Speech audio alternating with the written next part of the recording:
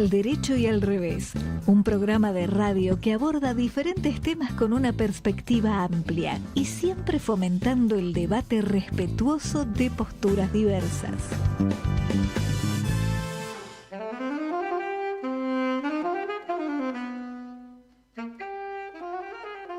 Hola, ¿qué tal? ¿Cómo andan? Iniciamos el programa número 345 de Al Derecho y al Revés. Ahí están firmes.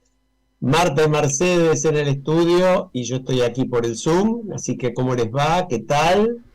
Hola, Alejandro. La semana próxima te tenemos nuevamente acá, ¿no? Sí, desde ya. Hoy traté de ir a cubrir en directo el juicio a Donald Trump acá en la Corte Criminal del Estado de Nueva York, pero no me dejaron entrar porque no me había afeitado, me parece que porque estaba sospechoso. No te privas de nada, no te privas de nada. De paso lo multaron otra vez, hoy Marcelo hablaba de eso la semana pasada, hoy le aplicaron otros 5 o 6 mil dólares, no sé, igual para él eso es irrelevante, porque otra vez interrumpió a los testigos a los gritos y el juez le dijo que la próxima sencillamente lo iba a declarar en desacato y lo podía incluso meter preso. Así que bueno, caldeados los ánimos. Pero en la calle no había nadie, ¿eh? Les cuento que en la calle había 20 móviles de televisión y de radio, impresionantes, hermosísimos, decenas de periodistas esperando y absolutamente nadie más que, no sé, Eve y yo mirando a ver si lo veíamos salir a este muchacho. Bueno, te vuelvo a repetir, no se privan de nada, ¿eh? Es interesante. De todas maneras sale lo que acabas de plantear respecto a las formas agresivas y rupturistas. Pareciera que vende bien en la política, ¿no? Yo creo que es un gran tema para tratar con nuestro invitado en la segunda mitad del programa, con Eduardo Fidenza, que ha escrito bastante en las últimas semanas en particular. Y efectivamente, Mercedes, coincido que hay una analogía además entre personajes de muy distintas posturas políticas en teoría, ¿no? Es decir, gente como Milei con puntos de contacto muy fuertes con Cristina Kirchner o con un Maduro, o ni hablar con un Trump o con un Bolsonaro. Y bueno, es parte de esta violencia que impera en la política mundial. Sí, ¿no? sí, para decirlo en lunfardo, estas actitudes groseras, despectivas, no sabemos bien por qué, pero garpan, ¿no? Sí. Hablando académicamente, exacto. Sí, tal cual. Exacto, tal cual, Marta. Pero lo que por ahí no parece garpar tanto, y sin embargo es como la base del desarrollo de la humanidad, es la cultura, ¿no? Exacto, sí. Y yo quisiera, porque ya se está terminando la Feria del Libro 2024, quisiera que habláramos un poquito de esta Feria del Libro, de las ferias del libro en general, no sé qué les parece. Yo diría, en primer lugar, que las ferias del libro, no solo acá, sino de distintas partes del mundo, son importantísimas herramientas de comunicación. Promueven y valorizan la literatura, el conocimiento, el acceso al libro, la formación de nuevos lectores y lectoras. Lamentablemente este año vino complicada la feria, pero aún así les puedo asegurar, no sé si ustedes han ido, los invito a que vayan a todos y fíjense en internet, Feria del Libro 2024 Argentina, porque si no les puede aparecer de otro país, programa, y van a ver la cantidad de eventos que hay para todas las edades, para todos los gustos, para chicos hay una cantidad de cosas fantásticas y además, mencionando a los chicos, les digo, menores de 12 años entran gratis, docentes también, jubilados y jubiladas también. Bueno, no se pierdan esta oportunidad. Y yo les cuento que esta semana, antes de que cierre, voy a ir a ver 2 presentaciones. Una se llama Las dos almas gemelas de Estados Unidos. Es el miércoles 8 a las 19 horas. El autor es Jorge Argüello, quien fue embajador de Argentina en Estados Unidos hasta hace muy poco. ¿Y saben ustedes quiénes presentan ese libro? Pichetto, Lustó y Bielsa, Rafael Bielsa. Qué interesante. Y Nancy Pasos va a ser la presentadora. Acompañan estos políticos que les mencioné, y es en el Pabellón Amarillo, Sala Alejandra Pizarnik. Y después, el día jueves, a las 19 horas, voy a ir a ver la presentación del libro de un gran amigo de este programa, Oscar Oslak. Grande, uno de los que más entiende del Estado. Del Estado, y lamentablemente tampoco escuchado a veces, ¿no? El libro es La formación del Estado argentino, es en la sala Rodolfo Walsh, en el Pabellón Amarillo. Bueno, si andan por ahí, nos vemos. Sí, yo no invito a nada más que a comprar. Por lo pronto, un libro. Estuve en una de estas presentaciones de libros en la feria, que para mí es como una aventura anual imperdible. Da alegría ver que a cualquier hora y en cualquier de los pabellones hay una diversidad de personas enorme, como una marea humana alegre y curiosa mirando los stands. Es verdaderamente una maravilla. Bueno, estuve en la Feria del Libro para la, no digamos presentación, todavía no lo fue, pero sí para la firma de libros de Analía Sivak, su última novela, que se llama El Instante. Esto fue el 29 de abril. La hemos recomendado específicamente en este programa, recuerdo, porque creo que fui yo el que lo presentó, y me parece una novela magnífica. Y bueno, recomiendo que accedan a esta novela. Y también la firma de Triángulos Plateados de Flora Proverbio, que también presentamos en el programa, y que aquellos que no la leyeron también recomiendo. Tiene que ver con la sexualidad de la mujer después de los 50 años. Buenísimo, buenísimo. Magnífico, gracias por la mención al libro de Analía. Y bueno, y Agustina Basterrica también anduvo por allí, ¿no? Sí, ella sobre todo hablando ponderando a la feria en sí, haciendo referencia justamente a que cada vez le gusta más, ¿no? Que cada vez está mejor.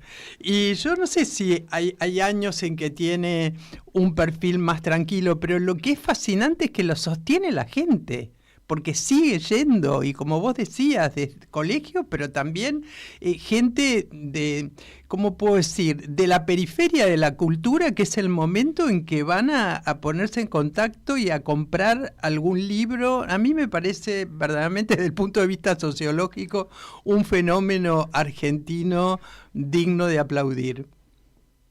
Tal cual. La verdad que yo creo que sí, creo que es mucho más importante todavía en estos tiempos respaldar, en estas épocas en que con mucha imprudencia, me parece, se ha involucrado a la cultura como si fuera un problema, en lugar de como lo que ha sido toda la vida una base para el desarrollo de la sociedad, ¿no? Si yo creo que los extremos terminan siempre cayendo en el disparate. Creo que por suerte los disparates en general no duran mucho, pero conocemos momentos de la historia donde los disparates han durado bastante y el daño ha sido inmenso, ¿no?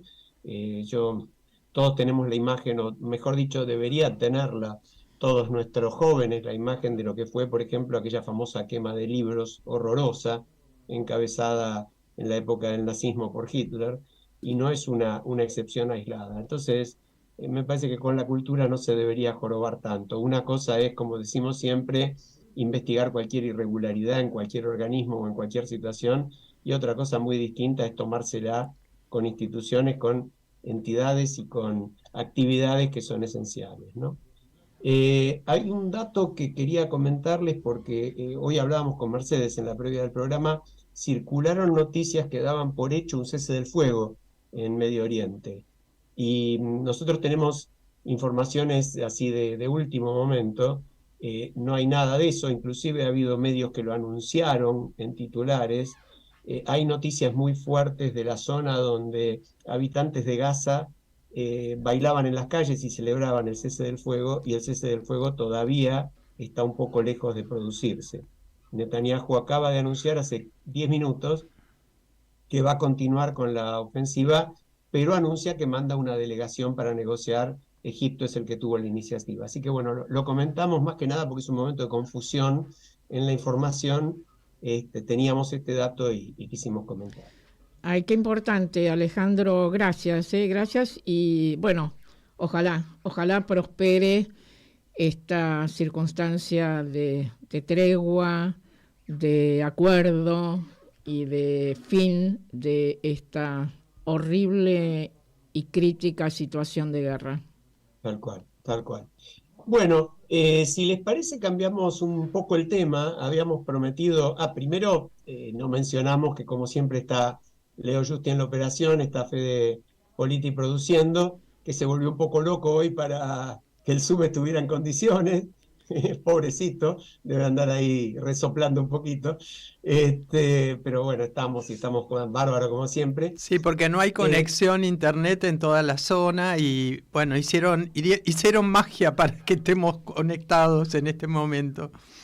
Muy bien, muy bien. Y no mencionaste el número del programa, Alejandro. Sí, lo mencionaste. mencionó. Sí, mira. Dije, también es un número mágico, ¿no? Porque después del 3 viene el 4, después del 4 viene el 5. 3, 4, 5. Nos vamos para arriba, Sí, no digo que hay que jugarlo a la quiniela, pero porque ya es tarde, habría que haberlo jugado antes.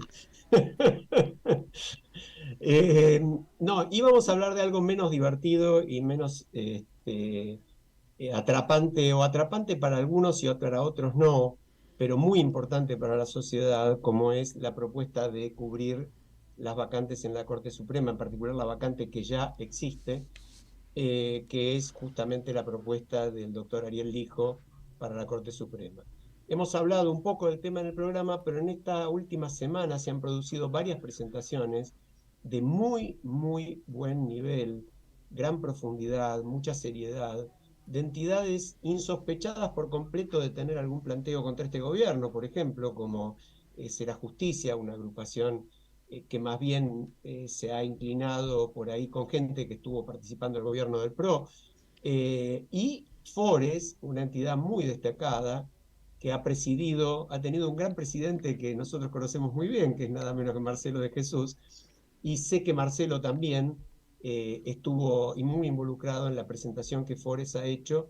Ambas, entre tantas otras, yo diría que casi todas las entidades profesionales u organizaciones vinculadas a la justicia se han presentado objetando en términos muy, muy fuertes la candidatura del Lijo. Entonces, si les parece, tenemos un audio de Marcelo que nos explica justamente de qué se trata el tema para introducir el debate. ¿Lo escuchamos? Hola Alejandro, Marta, Mercedes, Carlos. En una edición fuera de programa, les envío esta columna sobre un delicado tema para Argentina: la selección de un juez para la Corte Suprema. La ONG que integro, Fores, ha hecho una detallada impugnación del candidato propuesto, doctor Ariel Lijo. Veamos entonces las razones. La primera impugnación es que la propuesta carece de fundamentos. El gobierno invierte la carga de la prueba sosteniendo que las impugnaciones no están fundadas, cuando es exactamente al revés. Nunca se ha expresado qué razones justifican la elección del doctor Lijo. Por ejemplo, el doctor Lijo es juez hace 20 años, pero el gobierno no ha puesto ninguna estadística, indicador o resultado de su trabajo. Si uno entra en el Poder Judicial, no hay estadísticas. Las últimas son del año 2012 y no tienen datos de cada juzgado. El gobierno no ha expuesto, por ejemplo, cuántas causas entran por año, cuántas se resuelven, cuántas prescripciones de la acción penal ha tenido, cuántas sentencias han sido anuladas y, sobre todo, no hay una sola palabra sobre cuánto duran las causas en su juzgado. La segunda impugnación es que el CV del doctor Lijo no se condice con su actuación. Por ejemplo, se señala que el candidato hizo un exitoso curso sobre la recuperación de activos obtenidos de actos criminales. Sin embargo, no existe un solo dato de cuántos activos recuperó su juzgado. Tercero, el doctor Lijo no ha aclarado públicamente su asociación con emprendimientos comerciales, manteniendo un indeseado estado de sospecha. Eso contradice todos los principios para una selección de un cargo de idoneidad como es la Corte Suprema. Por ejemplo, maneja o ha manejado un Mercedes-Benz, es decir, un auto muy por encima de sus ingresos. Ese auto pertenece en realidad a una compañía de seguros de su hermano que posee Porsche y otros autos similares. De acuerdo a convenciones internacionales de las que la Argentina es parte, como el Gafi, el doctor Lijo viene a ser el beneficiario final de ese auto, dado que un Mercedes no tiene ninguna relación con el giro comercial de una empresa de seguros. Pero el doctor Lijo no ha aclarado en forma pública y terminante que no tiene ni parte ni beneficios en esa sociedad. Y tampoco ha aclarado por qué reparte premios de un aras que se supone no le pertenece. Es decir, la conducta pública asumida por el candidato es de por sí sospechosa. El doctor Lijo pertenece a un fuero como el Criminal y Correccional Federal, vulgarmente conocido como Comodoro Pi, que no genera confianza en la sociedad. De acuerdo al índice de confianza en la justicia elaborado por Fores y la Universidad de Itela, sobre una encuesta preparada por Poliarquía, el 88% de la población cree que la justicia es poco o nada independiente y el 90% considera que es poco o nada honrada y honesta.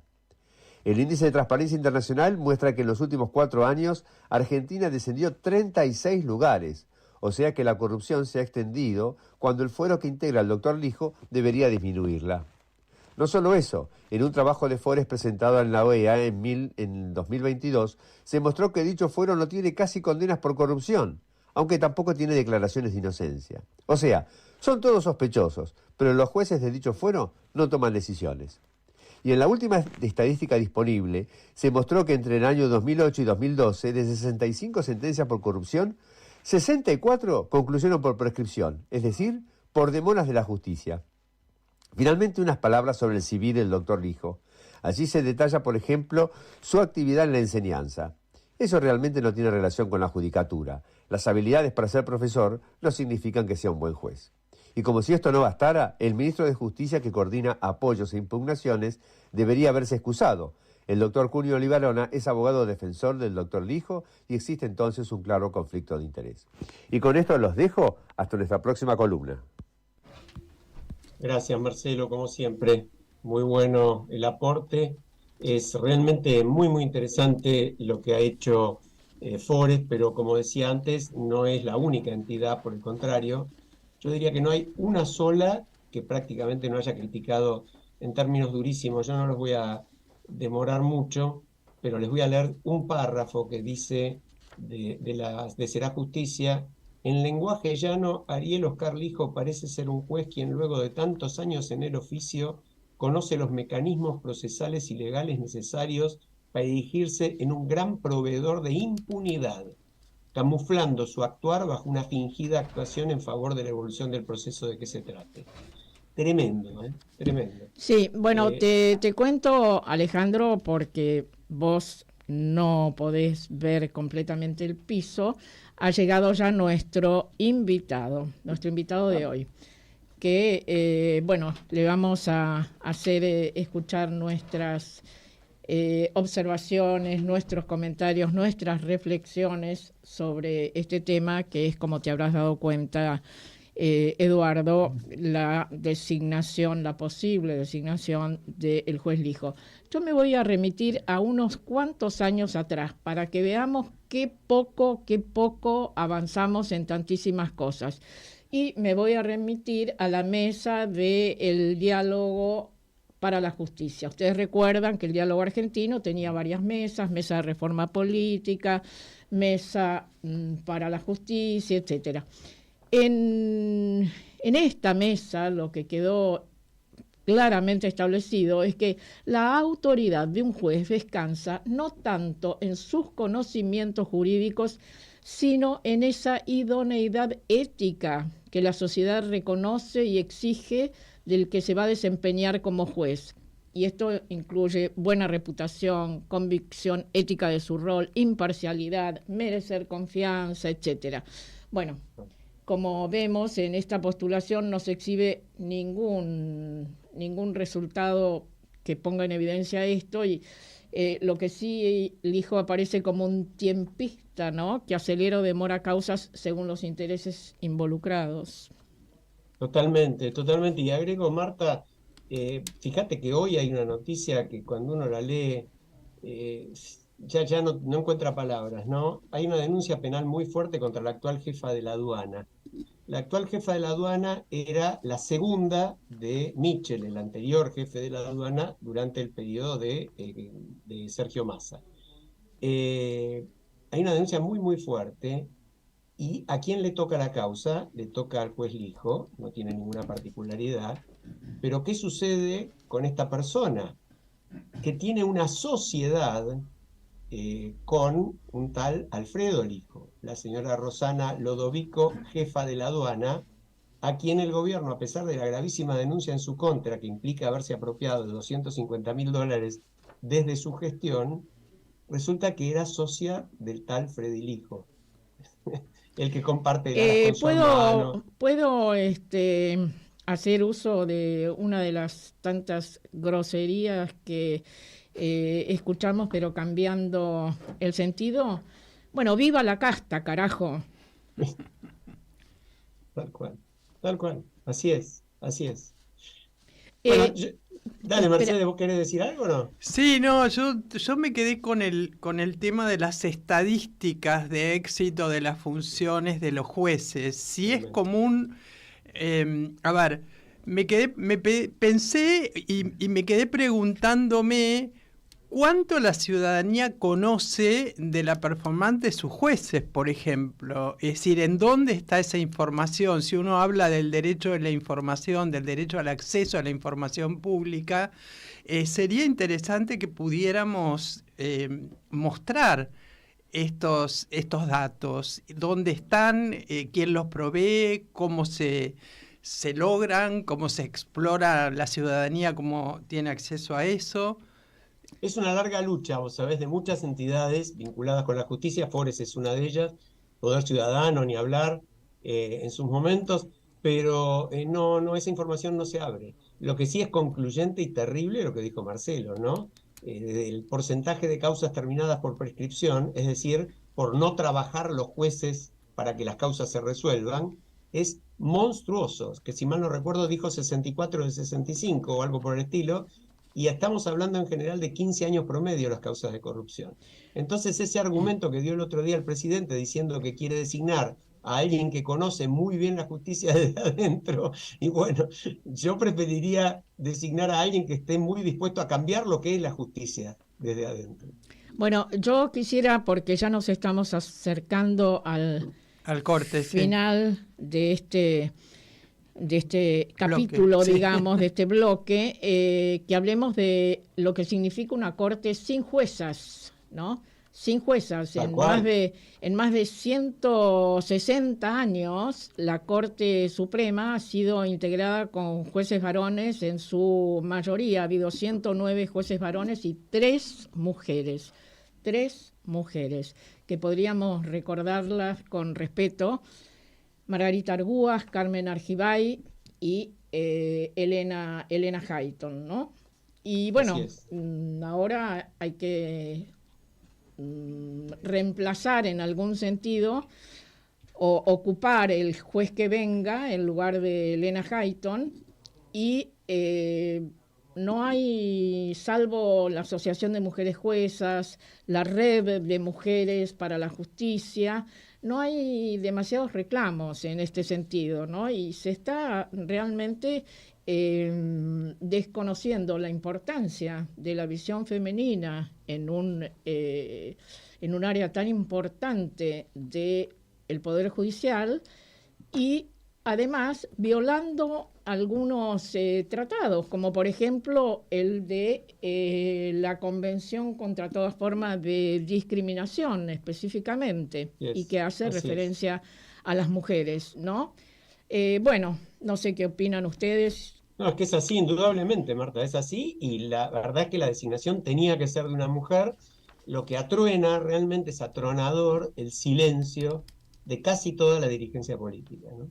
Del tema prácticamente no se habla. Yo quiero justamente ahora preguntarle a Eduardo, pero él ya lo ha dicho en notas recientes, si estos temas tienen alguna trascendencia en la sociedad. Ni siquiera el hecho de que no se designe una mujer ha conseguido que por lo menos las legisladoras en bloque repudien esta medida, ni siquiera eso. Bueno, si les parece, nos vamos a la pausa y volvemos a la charla con Eduardo Fidanza. Al derecho y al revés, apuntamos a ser caja de resonancia de la sociedad civil y a estimular la participación ciudadana en la vida pública, difundiendo las iniciativas que la canalizan.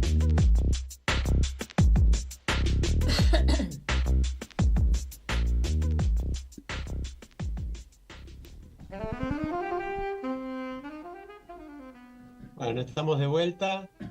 Agua, fuego, tierra y viento, la maravillosa versión de una ya muy veterana y gloriosa Mercedes Sosa junto a una muy joven Soledad, que bueno, de alguna manera marca algunas de nuestras raíces más hermosas.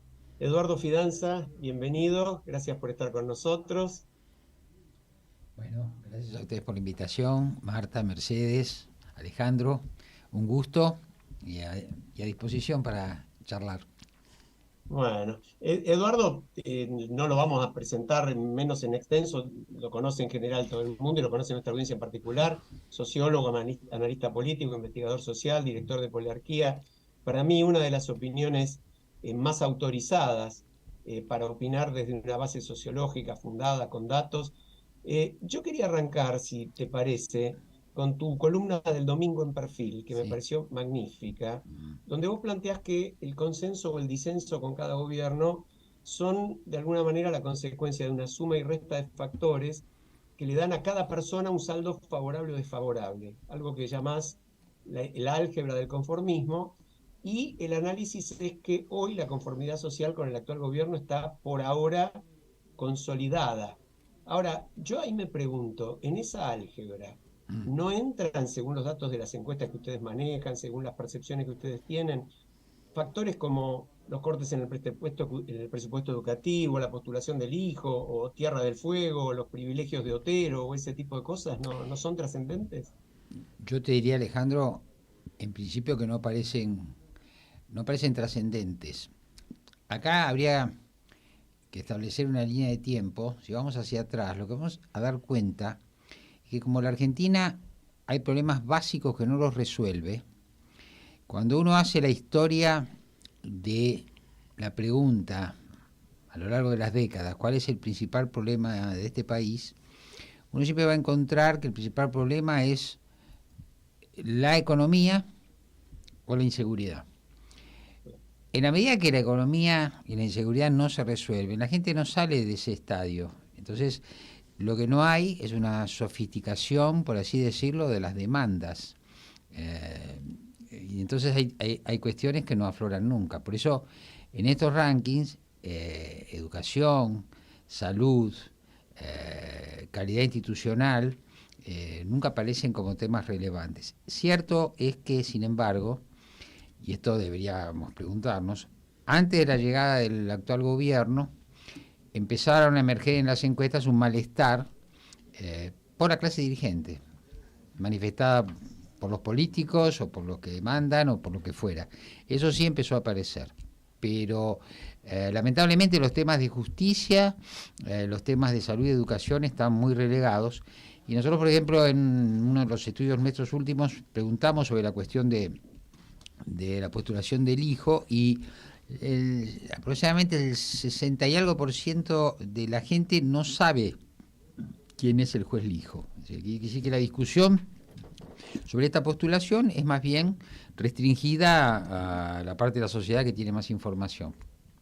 Vos hablás de una dilatada indiferencia. ¿También eso lo planteás por los distintos grupos con distintos niveles socioeconómicos o es que hay estos temas de la justicia están por fuera del radar de la mayoría? A ver, ahí hay que ver también cosas que no podemos plantear acá, pero son unas cosas que a mí ahora me están convocando para pensarlo. Hay una tendencia internacional a la opacidad respecto a las cuestiones públicas, respecto de los temas institucionales, respecto de los temas de calidad de gobierno. Eso hay cada vez menos interés. Bueno, en la Argentina esto también está ocurriendo y sin embargo yo diría, se manifestó, como planteé recién, la cuestión de un cansancio, un malestar con la clase dirigente. Ahora veamos cómo ese malestar con la clase dirigente se está canalizando en este momento. Entonces, tal vez haya habido, o seguramente ha habido, una falla en estos años, en nuestro proceso político, por el cual este malestar no se pudo revertir con las fuerzas políticas que podríamos llamar convencionales, o las fuerzas políticas que coinciden con nuestro ideal de democracia.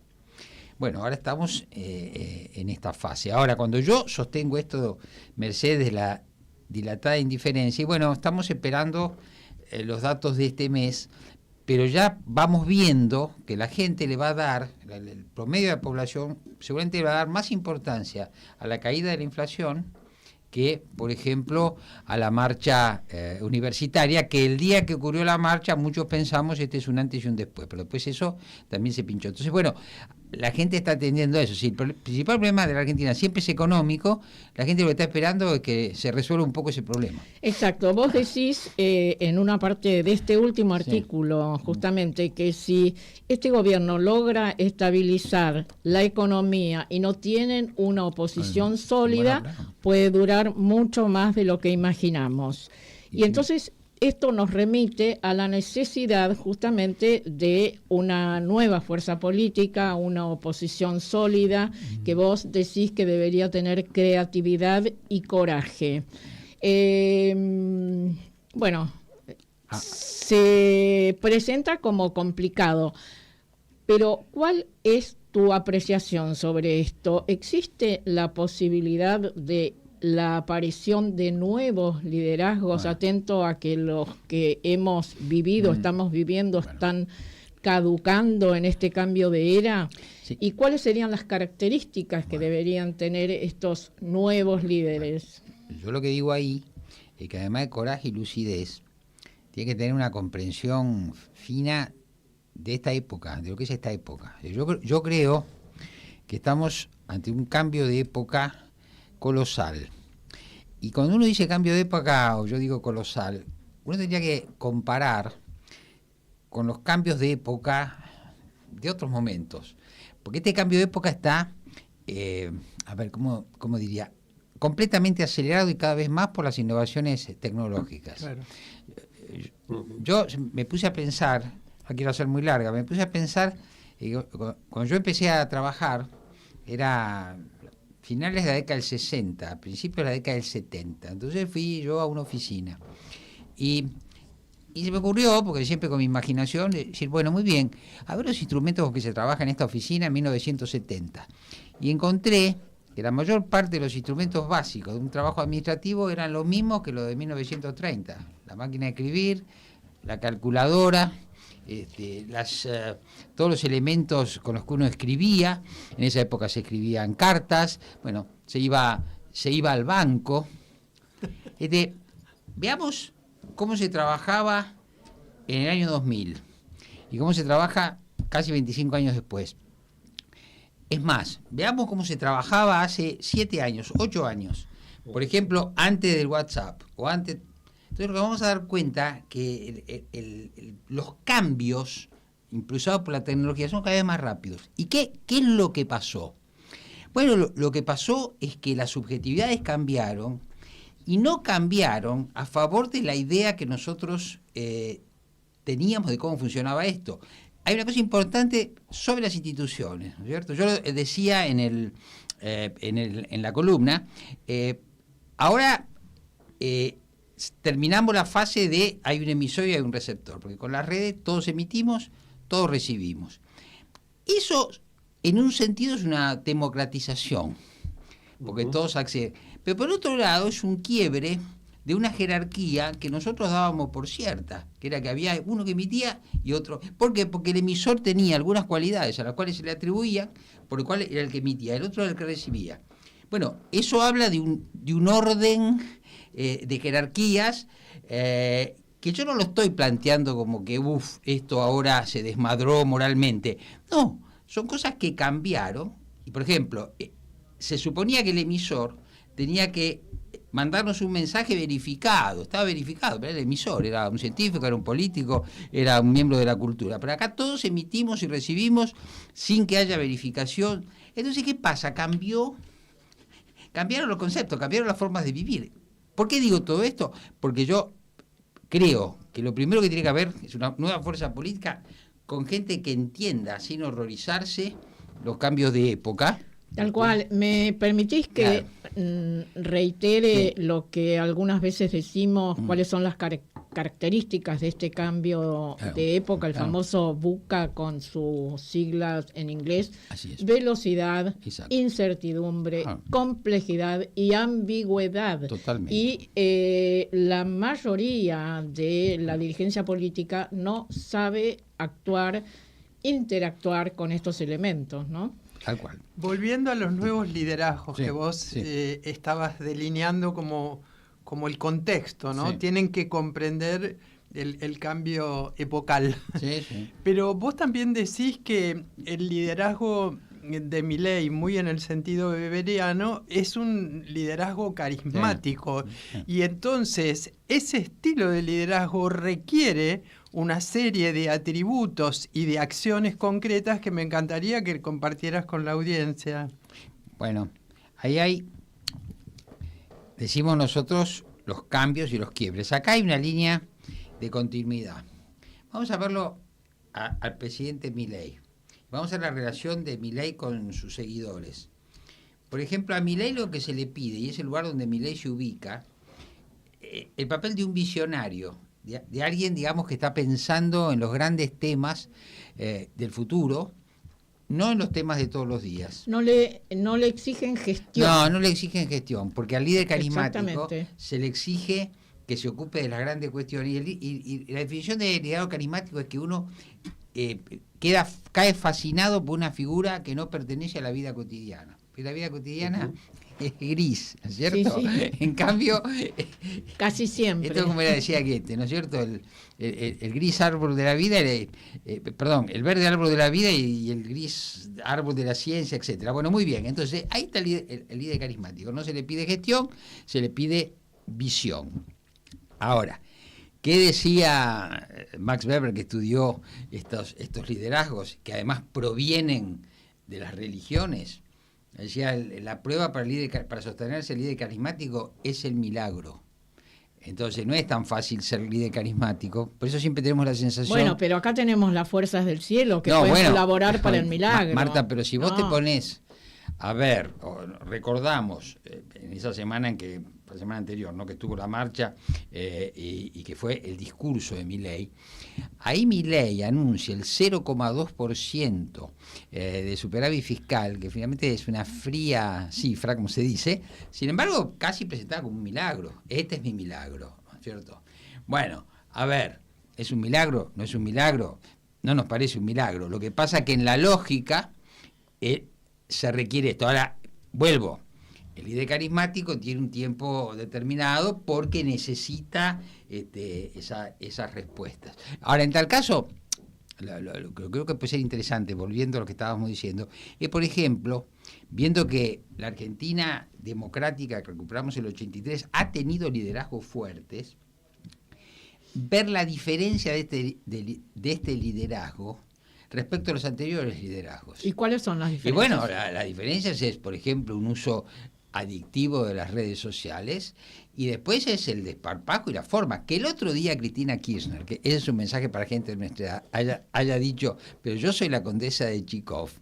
Nadie entendió de qué se trataba. Claro, está diciendo, no, nadie que no tuviera cierta edad, había que explicarle a los miembros jóvenes de la familia, a los alumnos, ¿quién es la condesa de Chikov? Bueno, pero lo que Cristina Kirchner está diciendo, que acá hay una nueva forma que nos obliga a hablar en estos términos, ¿no es cierto? Como yo lo pongo un poco, por cierto, en mi columna como una ironía, es decir, o sea, tengo el culo limpio, es decir, eso es lo que el presidente nos presenta. Entonces es muy difícil para gente que nos hemos formado de otra manera que el presidente hable en esos términos. Es chocante. Ahora, Y yo les quiero decir una cosa, y no es solamente chocante para nosotros. Yo estoy en contacto con jóvenes, a los cuales también les choca, porque para mí eso además tiene que ver con cierta forma, cierto estilo, bueno, que se perdió, y que este presidente cultiva y festeja que se haya perdido el estilo. Bueno, muy bien. ahora,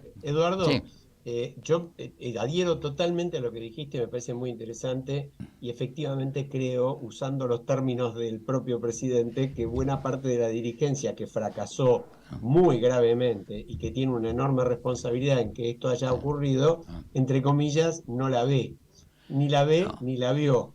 Pero me pregunto en paralelo, 9,7% de caída del PBI en un año. Total. Una cifra impresionante. De marzo del 2023 a marzo del 2024, 9,7%. Por supuesto no es toda de Milei ni muchísimo menos, pero gran parte de la recesión brutal que está provocando este ajuste sí va a generar en los próximos meses enorme cantidad de pérdida de puestos de trabajo, etc.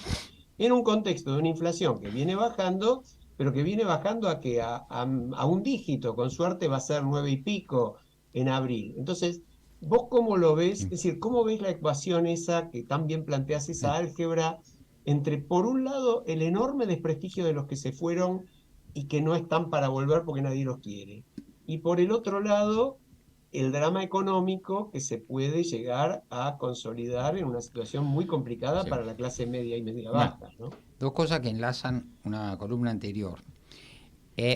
Mirando la casuística internacional, sobre todo yo estuve investigando elecciones europeas, sobre todo en el año 2021, porque tropecé con busqué un par de papers que hacen estudio comparativo sobre esas elecciones. La conclusión es que se ha votado más y se vota más a los partidos de extrema derecha por razones que no son estrictamente económicas.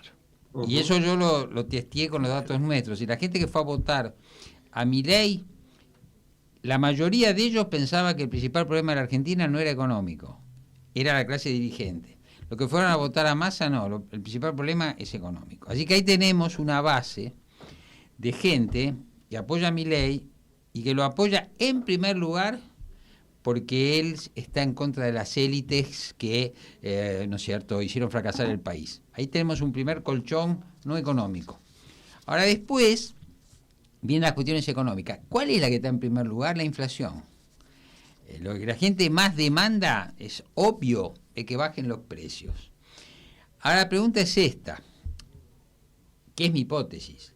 Los precios empezaron a bajar. Desde el punto de vista del análisis económico, hay enorme cantidad de inconsistencias detrás de esa baja de los precios, que además no es una baja, como bien decís, Alejandro, muy fuerte, sino que llega a un punto y tal vez se va a quedar ahí, como dice Cavallo. Pero voy a esto, y es un dato importante: la gente sale de las crisis profundas con bajas expectativas. Entonces, mi hipótesis es que esta baja de la inflación, que evidentemente se nota cuando uno va al supermercado, va a darle adicionalmente o va a consolidar el respaldo que tiene Milei, que viene de razones no económicas. Claro que, y ahí viene mi ecuación, yo digo, si la recesión no es brutal, ¿qué podemos esperar en términos de la relación entre inflación y pérdida de empleo? Bueno, que si la pérdida de empleo, producto de la recesión, se empieza a generalizar, lo que pudo haber ganado Milei por esta baja de la inflación lo va a perder pronto. Esta es, digamos, la hipótesis que nosotros podemos construir después de haber visto durante muchos años estos ciclos económicos de la Argentina, ¿no? ¿Y Tal cómo cual. ves dale, Marta, dale. Sí, en relación a esto que vos hablabas, las características del líder, visionario, etcétera, que no se ocupa de la gestión porque están quienes deben hacerlo, fundamentalmente la responsabilidad de los miembros del gabinete. Lo que se está empezando a hablar ahora de las internas que existen, los halcones y las palomas, entre las palomas francos, el propio Milei, Villarruel, los halcones, Bullrich. ¿Qué reflexión te merece esto? Ahí antes de responder exactamente, hay que decir algo que es próximo. Milei ha tenido una cualidad que es desconcertar. ¿No es cierto? Desconcertar, es el desconcierto, pero bueno, es muy importante, sí. Muy importante, porque cuando uno desconcierta, mientras que en la lucha política, mientras que el otro vuelve al concierto, uno ganó tiempo, ¿no es cierto? Porque lo tiene despistado. Tal cual. Bueno, muy bien. El primer desconcierto fue, ¿cómo puede ser que un señor con este perfil y con esta característica, y todo, se discutió de todo, ¿no es cierto? Con este peinado, llega a la presidencia de la nación? Segundo desconcierto, ¿cómo podemos tener una persona con este nivel de fanatismo? Bueno, ahora ya tenemos un nuevo desconcierto, mucho más, rico para analizar y complejo, que es que el que se presentaba como un dogmático, el que se presentaba prácticamente con unos valores casi próximos a la religión, ¿no es cierto?, acorde con el líder carismático y todo esto, se ha demostrado un negociador extraordinariamente desprejuiciado, pragmático, del pragmatismo más llano, ¿no es cierto? Y que está, efectivamente, desde la fuerza del cielo, ahora está, negociando con el inframundo argentino, por decirlo así.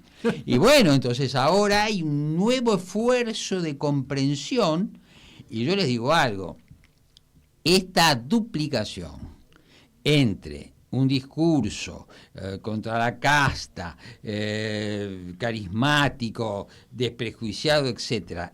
Este es un plano, y el otro plano es negociar, como sea lo que uno quiera lograr. Bueno, es muy complejo. Si la economía acompaña, tenemos un gobierno, bueno, con mucho nivel de ya les digo, de densidad. Entonces ahí uno tiene las declaraciones de Milei, uno tiene, los libertarios como fenómeno político sociológico, pero después uno lo que ve son las negociaciones, y el hecho de que Milei, y esto me parece sí es un aprendizaje del poder, necesita las leyes. Claro. Y esto es interesante porque las necesita para la gestión, pero la necesita para los medios. ¿Qué quiero decir? Como se dice, la ley ómnibus se convirtió en la ley, como decía alguien, autobús escolar, ¿no es cierto? Una cosa completamente distinta. Pero lo más importante es que sacó la ley, o que sacó la primera parte. Bueno, en estos próximos días, porque ya empieza a tratarse en el Senado la ley, en estos próximos días justamente van a empezar a verse las actitudes de las palomas, ¿no? Mucho más que los halcones. Ya entre los gobernadores va a poder distinguirse qué ha pasado, qué tipo de negociación están llevando a cabo con el gobierno nacional para apoyar o no la ley en el Senado, ¿no? Todo lo que de hecho está pasando es una contradicción respecto del dogma que nos vino a presentar Javier Milei, ¿no es cierto?, que es el dogma de un liberalismo. Ahora, la cuestión, y volvemos al principio, es por qué esto no se debate. ¿Por qué no sale una sociedad a decir, pero me trajiste esto y ahora me estás dando esto otro? ¿Saben por qué?